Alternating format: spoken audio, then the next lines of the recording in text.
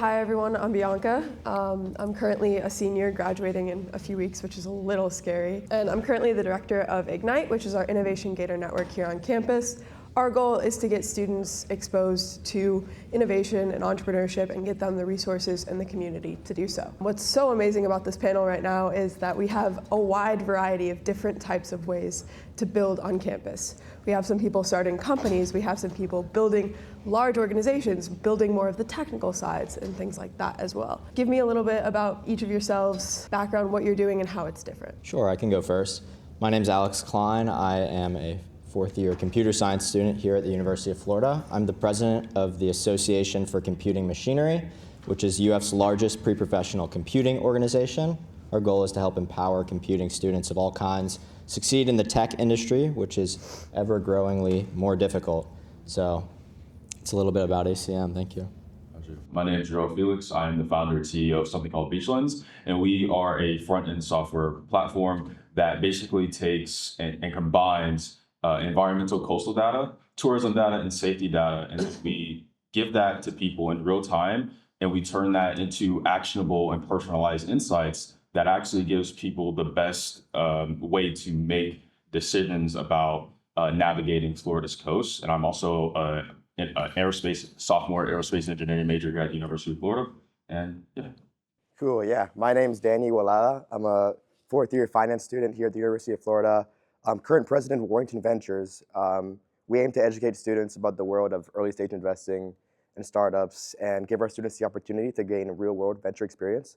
On top of that, we actually just recently raised or launched the University of Florida's first student-led venture fund. So super excited about that. Thank you guys. For the students sitting here, the real question is, how do you actually get involved? How do you get started? And how do you make the time and effort truly worth it here at the University of Florida? So one thing I want to ask about getting started, Alex, what's the first real step someone should take to get involved in either your organization or better involved around campus? Well, I think especially for computing students and anyone interested in tech out there, there is a lot of tech organizations on campus. UF is pushing AI as hard as they can. And there's a lot of different things to find your niche in. So I think the most important thing is just show up, right? See what you like, and then really decide which one you want to dive into, whether that's professional development, whether that's quantum computing, whether it's algorithmic trading. Like, all these organizations have so many different opportunities that are just waiting for you to show up and join them and take a part of their journey as well. Thank you. As Jarrell, as someone who started a startup as a freshman at the University of Florida, what do you say most students get wrong about trying to break into startup culture and that sphere? The biggest thing that I see that people think that hinders them is not having some type of degree or any type of formal education that hinders them from actually starting to start a company. Like, for instance, I became a patented inventor as a freshman for AI-powered drone technology. And I did that literally last year. I was working with a professor, and I showed up to him as an 18-year-old freshman saying, hey, I want to build this drone that flies in the air and swims on the water. And at first he looked at me like I was crazy, but then I started doing stuff in his lab and actually building things, and he saw that, oh God, this kid is actually smart, he knows what he's doing. And then from there, we went on this whole patent process, and we filed for grants and everything like that. And so the biggest thing I could say to any student in here or anyone is, like, just because you may not have like a PhD or a degree doesn't mean that you can't pick up a book and read it. It doesn't mean that you can't start building. And my biggest advice to you would be create to learn and learn to create. That's amazing. So I want to kind of go into the building sphere. Danny, you joined Warrington Ventures when it was brand new and built it up to an organization with a student-led fund and a company that works with VCs. How did you actually do that from the ground up? Yeah, so you can't go from 0 to 100 like from the beginning, right? From the beginning, you got to like start off building a foundation and building a reputation, right?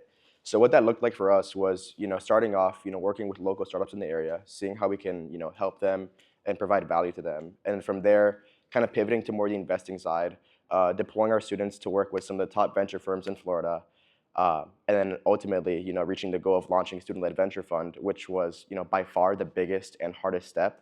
It took a lot to get there, and I think it really came down to 2 points when we were pitching it to the university. why we're capable of doing this and why the university needs this.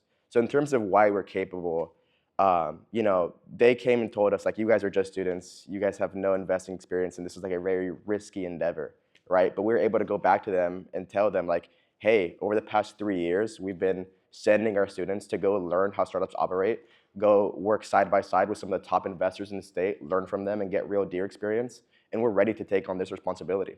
On top of that, we were surrounded by a bunch of faculty who have deep expertise in the field that were there to guide us and make sure we're doing things correctly. So I think that provided a lot of assurance to them to like make them want to help us go forward with it. In terms of why, you know, I think, or we thought UF needed to make something like this happen was, you know, we all know UF's a top public institution, top 5 public school in the country, I believe top 25 business school. And there's been this push to keep on getting better each year. But, you know, how do we get from 25 to 20 to 15 to, you know, maybe top 10 one day? We need to mimic what those top programs are doing. And something that we noticed was that all those top institutions had student-led venture funds. So if we want to, you know, have ourselves alongside those universities, we need to be doing the same thing. So that was the main point. On top of that, I really value experiential learning. And I think having more opportunities for students like for that is a great thing. You know, you can't learn everything in the classroom. But if you can supplement what you learn in the classroom with real-world tangible experience, I think you create a really well-rounded student that, you know, whether they're going to go and, you know, make a startup or go into industry, are bound to find success. And I think the last point that I thought was very important was, you know, over the past few years, UF has attracted so much talent. Like the caliber of students we have at UF, you know, from finance to data science to, you know, computer engineering is so high right now. And you pair that with, you know, the booming startup ecosystem in Florida, it kind of felt like the perfect time to make something like this happen. So, you know, after being told no a bunch of times, we stayed persistent and we finally came to a place where we're ready to move forward. And, you know, this recently happened, so we're still in the early stages and there's a lot of work to get done. But I'm really proud of where we're at and really excited to see where it goes in the future. I was going to say 4 years doesn't seem like a long time, but for these students, they're doing a lot. So I want to make sure I read this right. Jarrell, you built an MVP in 18 days and got 2,000 users. What did that actually look like from idea to execution? Well, the story of Beachlands is actually a weird one. So before I was talking about the drone technology that I was building as a freshman, it was really successful as research. And so I tried to turn it into a business, but that didn't work too well. But from everything that I was doing in terms of the connections that I made, in terms of defense, the researchers, et cetera, we kind of stumbled on so many different things in terms of what was happening with our oceans and especially in Florida. We landed on red tide initially. Red tide is a pretty big issue here in Florida. You know, people go out of business, people get sick, et cetera, from red tide. And so we were trying to take what the research that people were putting out into the world, and we were trying to basically turn that into something that real world people can understand, because a lot of people, they would go to the beach or something, like they would go to the beach and, you know, there's red tide happening, and now they've wasted thousands of dollars that they saved up for a vacation because they didn't know. And so basically we were trying to take all the research initially that was being done out there and trying to put it in front of everyday people. And so first it started with something called Bloom Site. At first, the Beachlands was originally called Bloom Site. And I ended up posting a video on social media saying like, hey, I'm doing something called Bloom Site. Let me know who actually cares about this. And that video blew up. Well, it didn't blow up, but it blew up enough. It had over 20,000 views and it had 500 different comments. And so I looked in all those comments, and then I contacted all those people, and I was having phone calls with all these people trying to figure out like what their issues were for those that actually liked it. And so from there, it was like, okay, red tide is an issue, but it's more so the beach experience overall. So I was like, whoa, okay, so maybe we can do something with this. And the main thing that people have an issue with when it comes to navigating the beach is they have issues with, they don't know what to actually expect in terms of the conditions of the water, what the flag colors are, because that information isn't readily available to them. So we were trying to make that information readily available. And so like post that content, and then I did all those phone calls to see like what actually mattered to people and what would help them most. And then from there, I took all of that feedback that I got, and then I turned it in, and then we turned it in the Beachlands. And then, you know, we shipped it out on September 1st, and then we we let it out for 28 days, and we had 2,000 users in those first 28 days. So cool. I want to pivot a little bit. So Alex, when you joined ACM, it was more of a traditional professional development organization. Now it's producing real products and giving students hands-on experience. What did it actually take to move the organization in that direction? Yeah, certainly. So when I joined ACM my freshman year, it was a lot of students that were landing great jobs with maybe a little less experience, because computer science, the field was just a little easier a couple of years ago. And with AI, it's changed, of course, very largely. But I was looking at what we were providing students, and we were providing them with resume workshops, LinkedIn workshops, and here and there we'd have a technical workshop, maybe on GitHub or something. And I just saw that we weren't doing much. I mean, for me, it was a lot because I was really lost in the field. I hadn't done any coding in high school, and I was coming into something that was really large and very difficult, honestly. And so as I became more involved in the club, I recognized we need to be engaging students, right? We need to be giving them hands-on experience that they can directly translate to the field.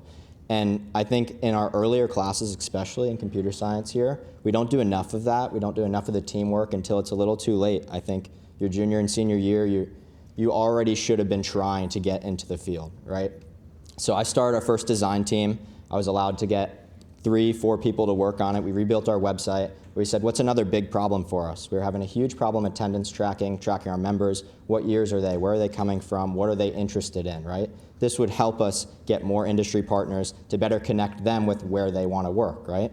So that was the first year, and then the second year, 2 of those members that were on that team started their own teams. They built an internship finder that's now used across multiple computing organizations across campus. Another one built a better dashboard for that website. So initially we were just running a command line prompt to get all the data on our attendance dashboards. He said, I can make this better. I can build a software. We can better interact with this, right?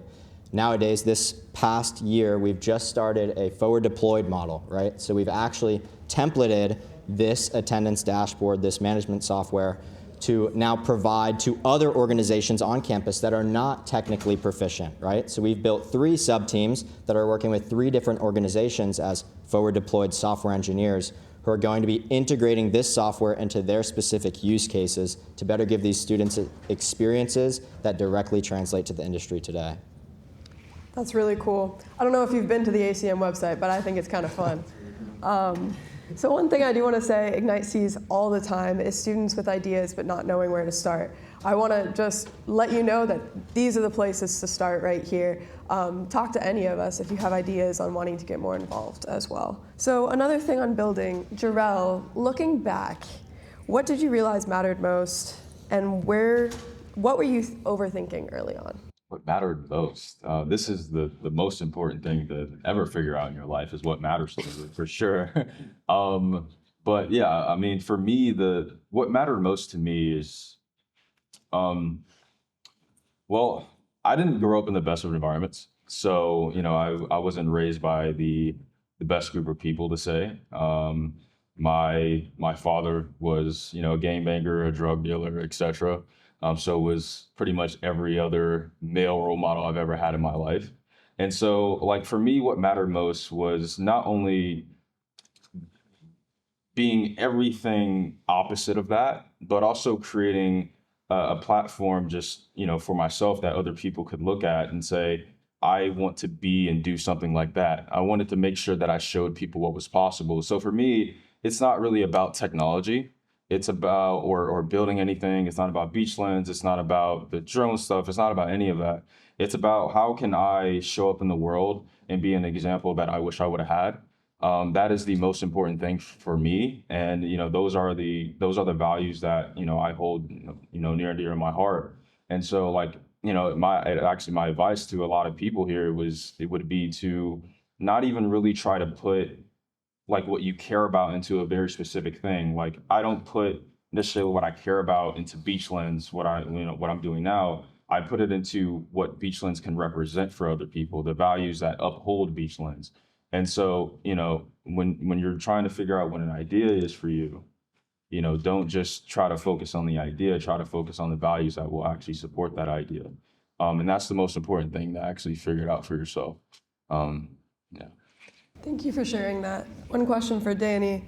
From your perspective, what actually makes a student stand out enough to get access to opportunities like working with VCs and being a part of a fund or your fund? Yeah, that's a good question. So most of the students that we take in are either going to be like freshmen or sophomores, so like very early students who really don't have any experience or really much knowledge in the field, and that's not what we're looking for. Like we know you're not going to come in with extensive knowledge about the private capital space, but what we want to see is really two things: like that you care, that you're curious, and that you're ambitious, right? For me, like the person that is always asking questions, is always showing up, and is always showing curiosity and willingness to learn, and willingness to be coached. I feel like those are the students who have gone the farthest in the organization. And in terms of like the ambition part of it, going out there and asking, how can I contribute? How can I do more? How can I be more involved? And on top of that, you're building yourself up from the bottom. So at the very beginning, you may not be given a lot of responsibility, but every opportunity you have to like show that you care and that you want to make a difference, you better take advantage of that. Even if it's as small as like taking notes on like a call, those better be the best notes that you're taking, right? Because then it shows that you care, you're taking initiative, and that we can trust you with more responsibility going forward. That's amazing. Alex, in an environment like ACM where real projects and teams work together, what does ownership actually look like, and how do you even get started?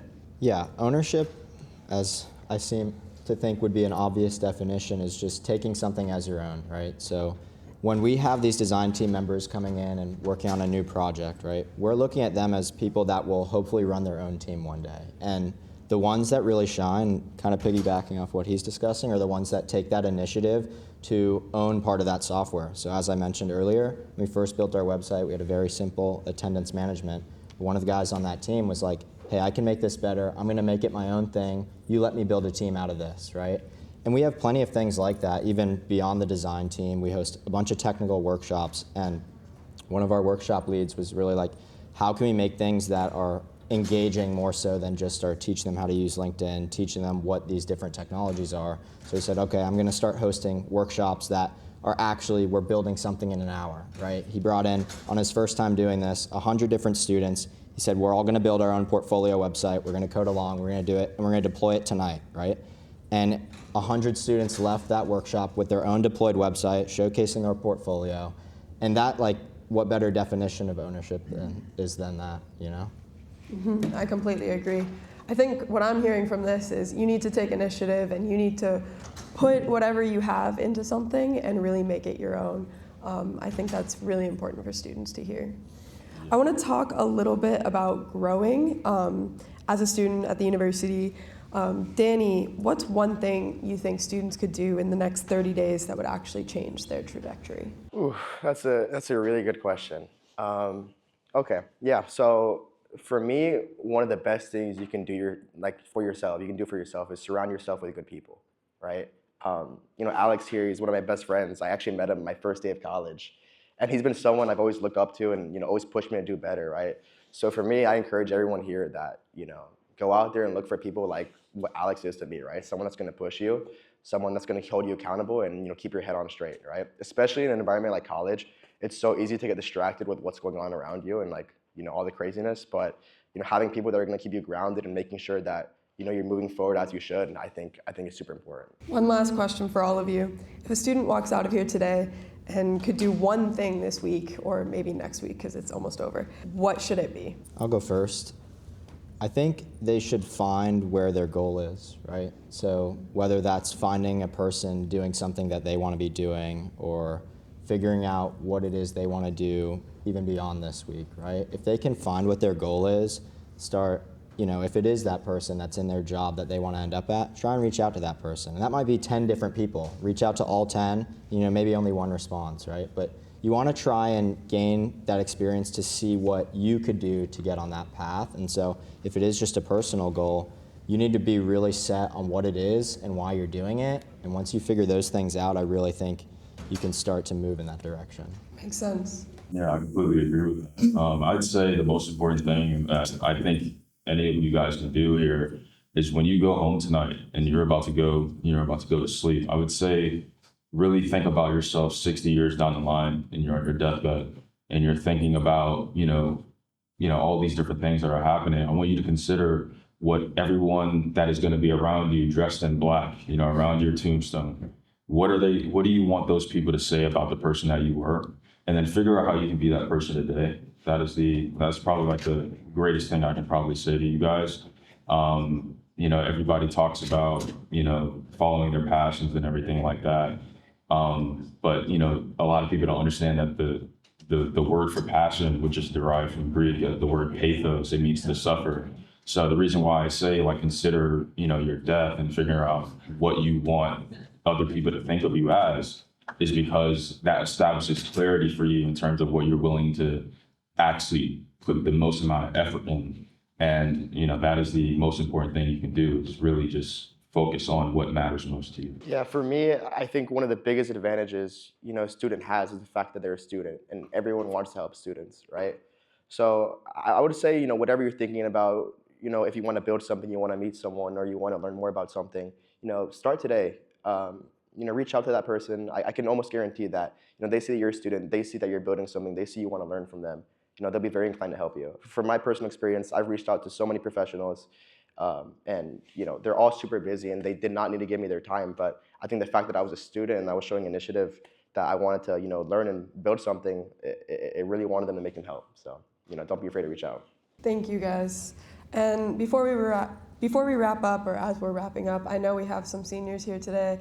We're graduating in, I guess, a few weeks, which is a little scary. What's next for you all? Yeah, so I'll be going to Palantir Technologies as a forward deployed software engineer, working on the US government side of things. Yeah, I'm going up to New York City to do investment banking for RBC Capital Markets. I'll be specifically working in the communications, media, and entertainment coverage. So really excited about that. That's so amazing. Congrats, y'all. I'm going to go into manufacturing somewhere, hopefully, when the economy opens up a little bit. But congrats and good luck with the rest of it, Jarrell. Any questions? Yeah, any questions? I have a question for Jarrell. I like the point that you brought up, like institutional accreditation. I feel like you could do something. So I was fascinated with how you self-taught yourself. So I was wondering if you could about the process. The way I self-taught myself was pretty grueling. I would literally so whatever I wanted to learn, I would go in on Google and I would say, I want to learn this thing, or I'll type in the topic and I say PDF at the end of it.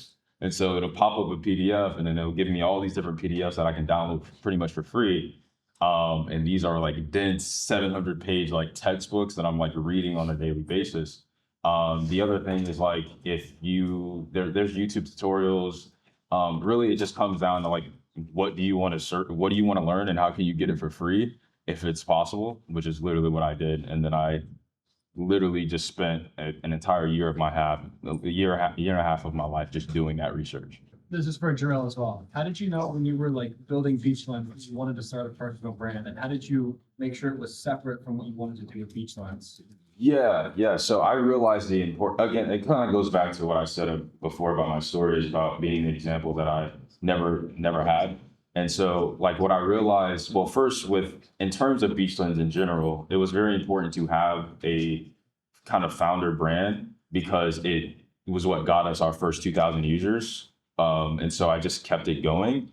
And now I've done personally over 1.4 million views on social media. And I hit 500K views just last month, in that month. And so it was like, I understood the importance of having a personal brand because people want to connect with other people. Like the world is moving to a place where a lot of things are like kind of fake and everything, especially with AI. And so people admire and they respect and they care about connecting with another person beyond just a business. And so, when I post on social media, it's like people get to message me, they get to interact with me, and I interact back. And it's a great customer discovery research tool as well. So I highly recommend like building a personal brand just in general.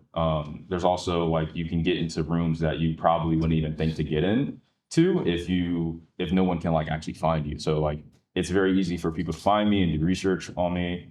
There's literally multiple times where I'll go into a meeting with someone and then I'll try to like introduce myself, and then they would like literally stop me and say, "No, I already know who you are. Just like tell me what you need." I'm like, "Oh, okay. I guess that's true." So yeah. I think it's time for lunch. I don't know if anyone's hungry, but thank you guys.